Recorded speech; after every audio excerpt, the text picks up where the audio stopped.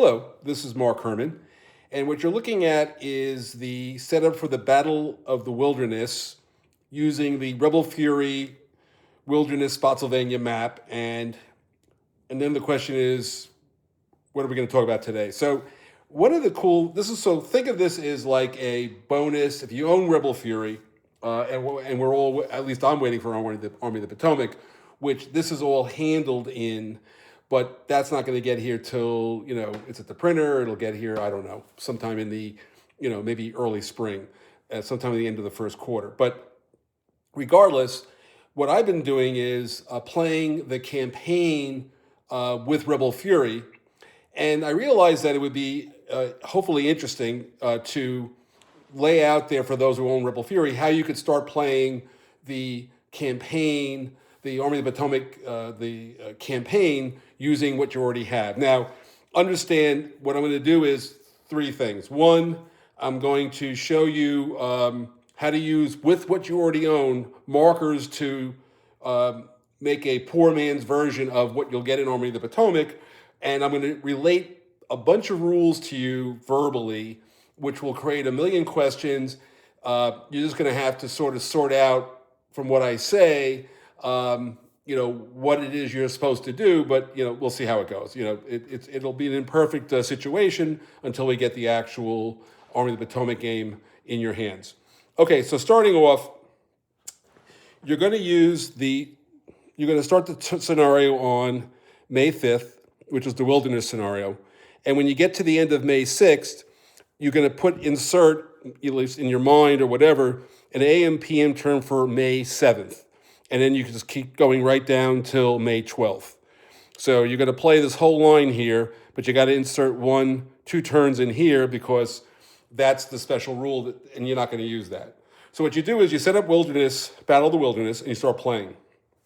And you will note over here, this red X, that's Spotsylvania Courthouse. So you're going to play this where Spotsylvania Courthouse, the victory conditions of Spotsylvania Courthouse are the victory conditions you're going to play to, and you just ignore the wilderness victory conditions. You're going to keep playing until that gets sorted out. Now, you start this scenario with 10, this should be here, 10 ammunition points each. And so we'll come back to that in a moment. So here are now, I'm going to start with a bunch of special rules, and that's just going to be what it's going to be. So let's first talk about casualties. So in the campaign game, and what you hear in the background is I'm printing out the final Defiance maps. Anyway, what you're going to do is every time a unit becomes blown, you're going to, as before, you're going to put it on the turn record track 2 turns from whenever it gets knocked out. But however, you're going to bring it back. But when you put it on the track, I want you to take the ghost detachment pieces. There's a bunch for the Confederates and the Union. Should be enough, and a bunch of you guys also own number counters. But basically, imagine that one side, we'll say this is the 1 casualty side, and this is the 2 casualty side. So every time a unit is blown, you would take it, you would put it on the track, and you would put on top of it a casualty marker, which in this case is 1 hit. If it later on gets damaged and it's a second hit, you'll use the question mark side. So now you know it's got 2 casualties. A unit with a question mark on it, when it's in combat, has a 2-column shift to the left. A single casualty marker does not have any effect on the unit's performance. So that's the basic casualty rule, and there's no limit. So in other words, you don't worry about you can only bring back 2 units. You can bring back as many units as you can, and so you don't worry about that, but they're going to keep coming back with casualties, and I'm now going to talk about replacements. And because of the duration of this, it won't be a problem, but every time you take a casualty, I want you to take the leader casualty marker.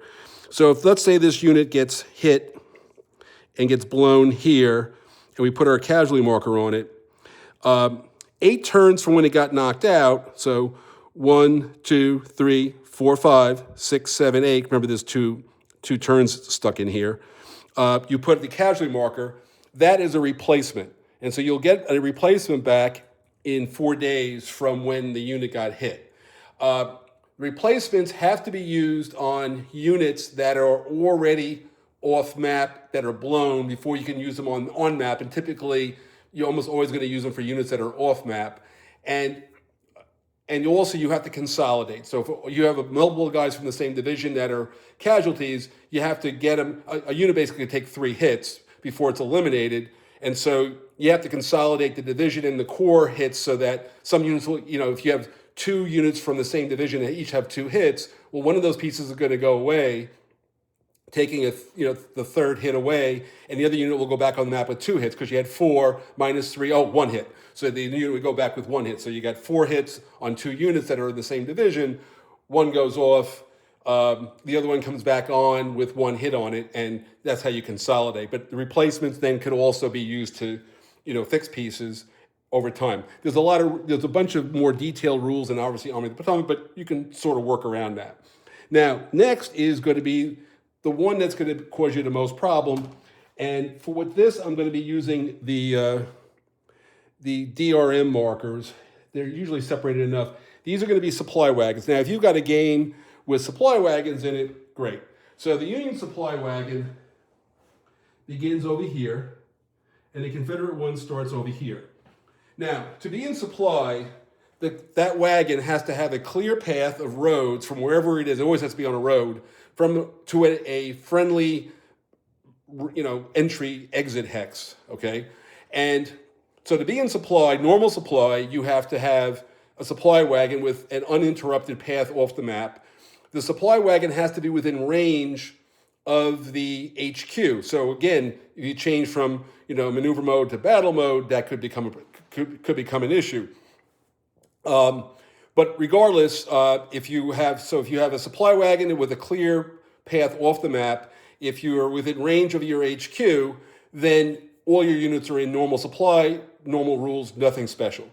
If for any reason you're going to move your HQ where it's no longer within range of the supply wagon, or somehow and by the way, the supply wagon is a physical thing, so if the enemy somehow gets on top of your supply wagon and knocks it out, there are more detailed rules in the campaign game for this, but just assume that it gets knocked out.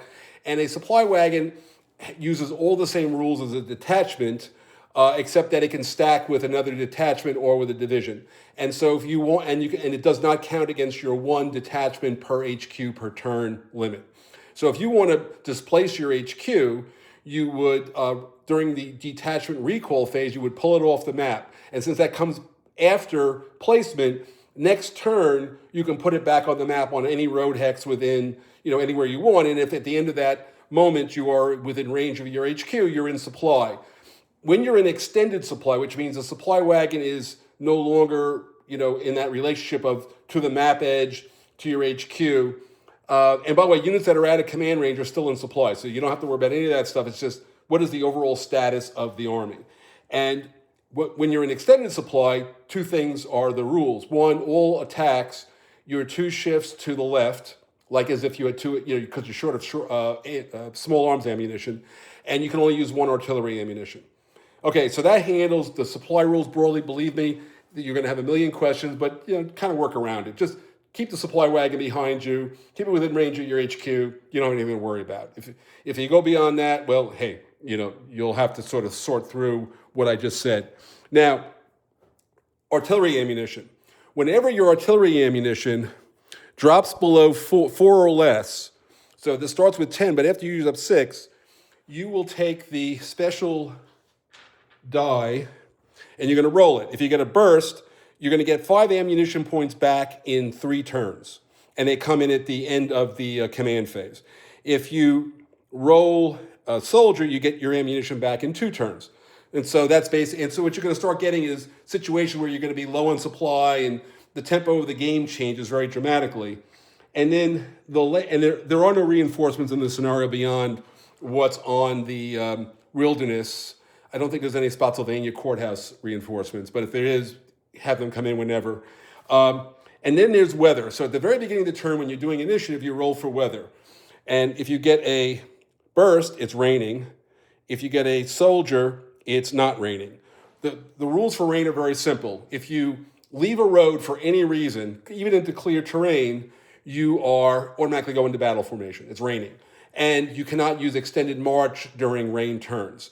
And so, again, so those are all the basic rules to play the campaign. Again, obviously, this is all written out in much more detail. You're going to have a million questions, but at least now you have a way of playing Rebel Fury where you're connecting these two scenarios to each other, and you again use the Spotsylvania courthouse victory condition.